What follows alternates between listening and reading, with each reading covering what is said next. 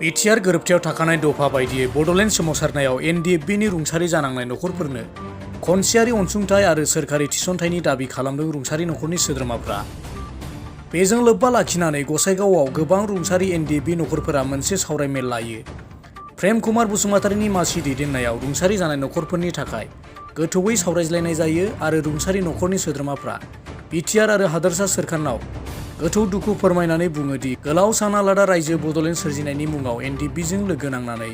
गोबाव सान हालागै सोमावसारनानै रुंसारि जानो गोनां जादोंब्लाबो रुंसारि नखरनि सुबुंफ्रा सोरखारनि जेबो अनथोब दिनैसिम मोननो हायाखै। रुंसारिफोरनि थैनि बेसेनजों दाजानाय बिटिआर सोरखारा रुंसारि एनडिएफबिनि नखरफोरनो खनसेयारि 5 लाख रां अनथोब सोरखारि थिसनथाइ होनायनि बाथ्राया दिनै बिटिआर गोरोबथायाव 2 बोसोर बारलांबाय, नाथाय सोरखारा बिनि सायाव गोहोम होआखै होननानै अजद दैखांदों। आरो लोगोसे जोंनि डिपुटि गबिन्द बसुमतारी सार, आं बिथांमोनखौ गुरैयै खावलायनो लुबैदों जोंनि दिनैनि बे रायलायनायनि गेजेरजों जे बिथांमोना जेनोखि खोथा आरो रादाय होनाय दङमोन, बिथांमोनहा जोंनि बे थैनाय नखरफोरनो जे 5 लाख करि जोंनो होनो गोनां दङमोन, नाथाय बिथांमोना खोथा होनानै जोंनो दिनैसिमबो बे 5 लाख थाखाखौ जोंनो होनो हायाखै आरो मानि थाखाय होआखै जोङो बेखौ दुखु फोरमायदों। आरो लोगोसे बिथांमोना बुंदोंमोन जे थैनाय नखराव माने गैथाराबाबो जेखुनु पस्टनि थाखाय जोङो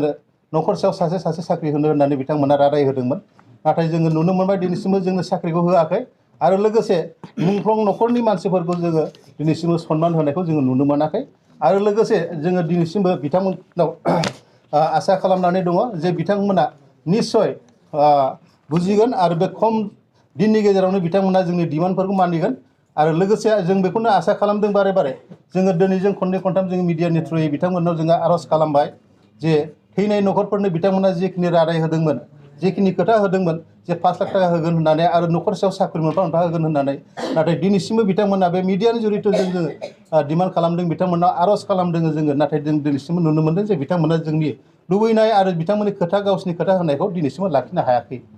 दा जों बेयावनो दुखु फोरमायबावनो नागिरदों जे बिथांमोना जोंनि जे लुबैनायनि खोथा नङा, खारन माखासे थैनाय एनडिएफबिफोरनि थैनि बिनिमयैसो बिथांमोना दिनै बिटिआरखौ सुक्ति खालामनो हादों आरो बिथांमोननि थैनायनि बिनिमयजों बिथांमोननि थैनि बिनिमयावसो बिथांमोना दिनै मोनसे गादियाव जिरायनो हादों आरो मोनसे माबाखौ सालायनो थाखाय क्षमता मोनदों। दिनै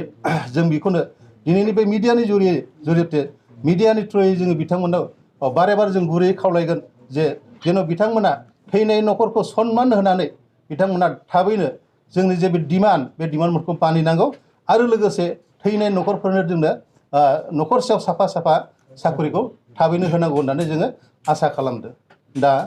आरो जुदि बिथांमोना जुदि जोंनि बे डिमान्डफोरखौ जुदि खम दिननि गेजेराव जुदि जोङो जोंनि डिमान्डखौ जुदि खोनासङाबा, जुदि मानियाब्ला जोङो उफाय गैया, जोङो गणतान्त्रिक भाबै जोङो आन्दलन खालामनोबो गोनांथि जाहैनो हागौ।